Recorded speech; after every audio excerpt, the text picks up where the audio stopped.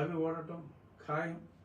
ఏదో కొద్దిమంది చూసే వాళ్ళు కూడా పేపర్లో ఏమన్నా చట్టం మీరు నేను అనుకుంటే మారేది కాదు. అది ఆ చట్టం మారేదాకా ఎవరైనా దాన్ని ఫాలో అవ్వాల్సిందే.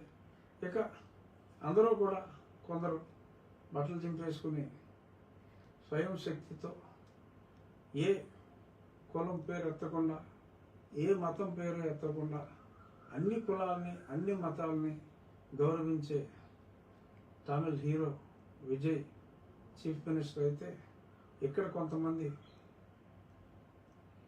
మరి అతను మా దళితుడు అని చెప్పి బట్టలు చెప్పేసుకుంటున్నారు. అయ్యా, Vijay grand father took Christianity. He was a Catholic Christian. Jaganmohan Reddy గారి లాగా ప్రొటెస్టెంట్ కూడా కాదు. అతను దళిత జాతికి చెందినవాడు కాదు. వారి తాతలు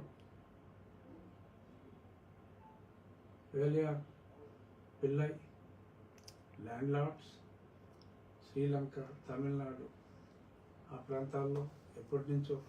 ఎందుకంటే చోళ ఆ టైంలో ఈ పర్టికులర్ కమ్యూనిటీ శ్రీలంకలో కూడా ఉన్నారు. సో ఆ కుటుంబం నుంచి వచ్చిన వ్యక్తి. వారి తల్లిగారు శోభ గారు బ్రాహ్మణులు. అయినా ఇది చెప్పవలసి రావటం దురదృష్టం. ఎందుకంటే విజయ్ ముఖ్యమంత్రి కాబోతున్న విజయ్ గారికి ఇటువంటి పట్టింపు లేదు. కానీ ఒక అబద్ధం పదే పదే మీరు మాట్లాడి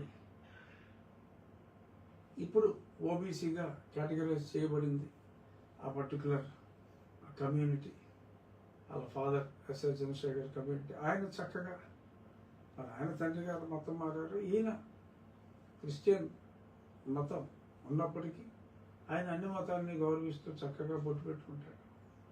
విజయ్ కూడా మొన్ననే మరి తిరుచెందూరు గుడికి వెళ్ళి, అలాగే షిరిడి వెళ్ళి అన్ని దర్శనాలు చేసుకొని వచ్చి, ఏనాడు కూడా అతను ఏ మీటింగ్లో కూడా కులం గురించి కానీ మతం గురించి కానీ మాట్లాడని, ఎన్నికల్లో ఇదేమీ మాట్లాడకుండా స్వచ్ఛందంగా ఒక్క రూపాయి ధనం ఖర్చు పెట్టకుండా కేవలం ప్రజాభిమానంతో గెలిచిన వ్యక్తి విజయ్.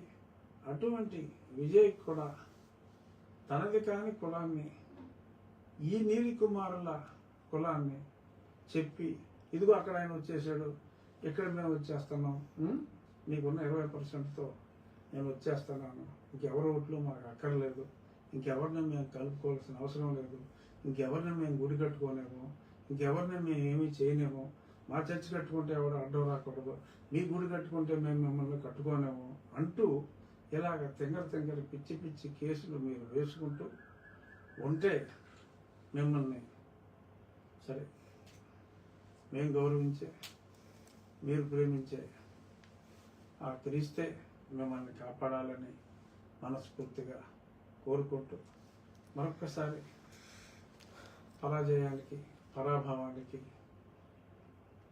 చెరువు కాబోతున్న జడ శ్రావణ్ కుమార్కు నా అడ్వాన్స్ సంతాపాన్ని తెలియచేస్తూ